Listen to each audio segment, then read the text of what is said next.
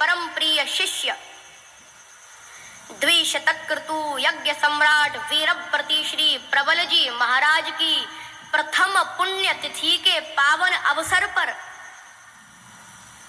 मेरे परमाराध्य सद्गुरुदेव भगवान की पावन सन्निधि में पूज्य प्रवर श्री गुण प्रकाश चैतन्य जी महाराज के आयोजकत्व में हमें ये 100 कुंडीय विलक्षण महालक्ष्मी यज्ञ, विराट संत सम्मेलन और श्रीमद् भागवत सप्ताह ज्ञान यज्ञ श्रवण करने को हमें मिल रहा है।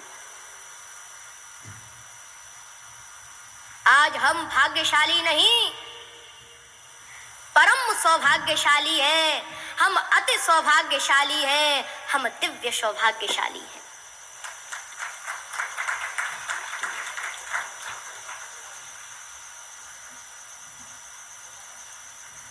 हम और आप जिस पुराण को श्रवण करने के लिए यहाँ पर विराजमान हुए हैं, इस पुराण का नाम है श्रीमद् भागवत महापुराण।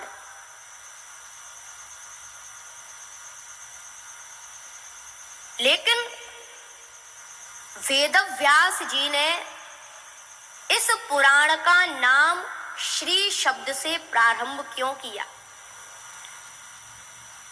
श्रीमद् भागवत महापुराण, इसमें वेदव्यास जी ने सबसे पहले श्री क्यों लिखा है?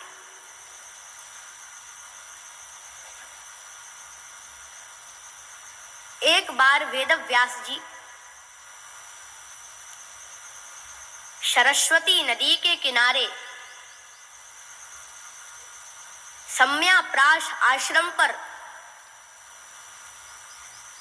इस पुराण को लिखने की शक्ति प्राप्त करने के लिए ध्यान कर रहे थे। तब उसी समय माया के रूप में किशोरी राधा रानी का दर्शन हुआ और पुरुष के रूप में श्री कृष्ण का दर्शन हुआ।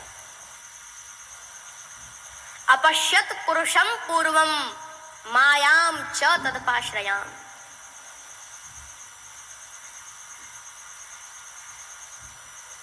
तब तो वेदव्यास जी सोचने लगे, मुझे राधा और कृष्ण दोनों का ही दर्शन हुआ है, मुझे राधा और कृष्ण दोनों का ही दर्शन हुआ है, लेकिन इस पुराण का नामकरण मैं पहले किसके नाम से करूं? राधा के नाम से करूं या कृष्ण के नाम से करूं? वेदव्यास जी ने सोचा, मुझे तो इस पुराण में श्री कृष्ण की चरित्र का वर्णन करना है, लेकिन एक बात तो है, राधा रानी की कृपा के बिना कोई भी मेरे गोविंद की कथा को कह ही नहीं सकता है। इसीलिए वल्लभाचार्य जी ने आद्य राधा पदाम्भोज युगमम् अनाश्रेत्य वृन्दाटवी तत्पदाङ्कम् असंभाष्य तद्भाव गंभीर चित्तान् कुतः श्याम सिंधो रसस्यावगाह कुतः श्याम सिंधो रसस्यावगाह।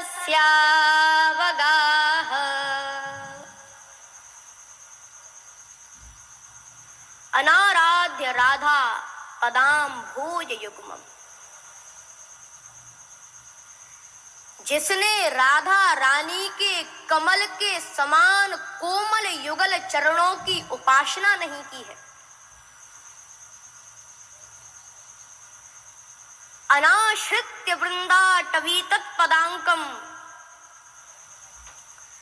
जिसने श्री धाम वृंदावन की परिक्रमा नहीं की है तो कुतः श्याम सिंधु रसस्यावगाह, वो भगवान श्याम सुंदर की अथाह समुद्र के समान कथा को कैसे कह सकता है।